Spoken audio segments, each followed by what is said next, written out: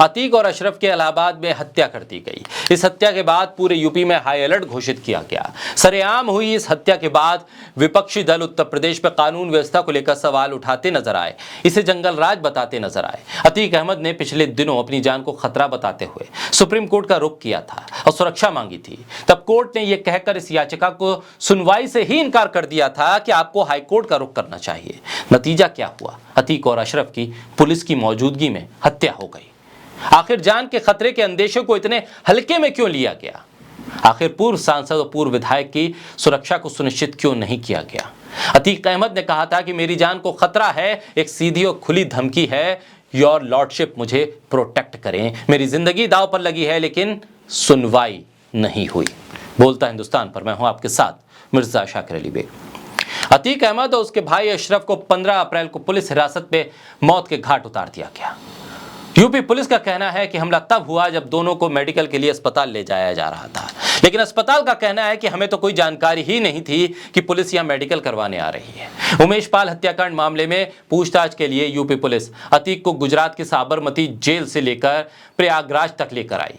कुछ दिन पहले 27 मार्च को उमेश पाल अपहरण केस में यूपी पुलिस उसे इलाहाबाद लेकर आई थी। तब उसने सुप्रीम कोर्ट से अपनी सुरक्षा की मांग की थी।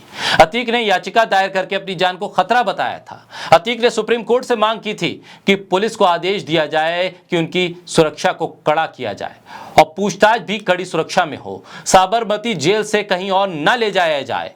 इस याचिका में यह भी कहा गया था कि अगर उत्तर प्रदेश ले जाया जाना इतना ही जरूरी है तो केंद्रीय सुरक्षा बल साथ में आए, उनके वकील को भी साथ लिया जाए। अतीक अहमद के वकील ने यूपी पुलिस की हिरासत के दौरान उनकी सुरक्षा सुनिश्चित किए जाने की मांग की थी।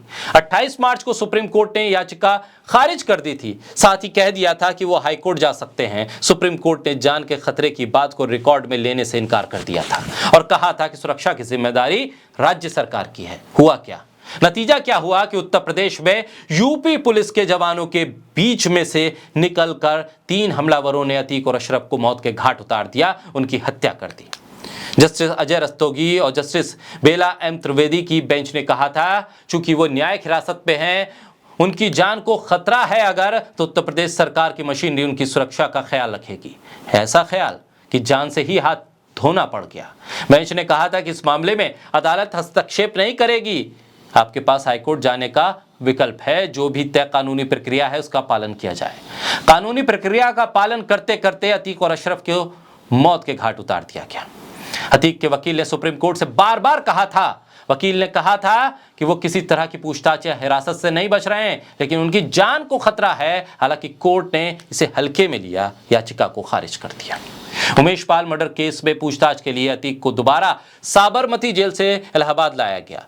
13 अप्रैल को इस मामले में उसे और अशरफ को इलाहाबाद कोर्ट में पेश किया गया था। कोर्ट ने पूछताछ के लिए 14 दिन की न्यायिक हिरासत की मंजूरी दी थी। अतीक और अशरफ को 26 अप्रैल तक इलाहाबाद की नैनी जेल में रखा जाना था। 14 दिन की रिमांड खत्म होने के बाद अशरफ को बरेली जेल और अतीक को साबरमती जेल सुरक्षित पहुंचाया जाना था, लेकिन उससे पहले ही तमाम सुरक्षा व्यवस्था को धत्ता बताते हुए पुलिसकर्मियों की मौजूदगी में, उत्तर प्रदेश सरकार की सुरक्षा की मौजूदगी में अतीक और अशरफ को मौत के घाट उतार दिया गया।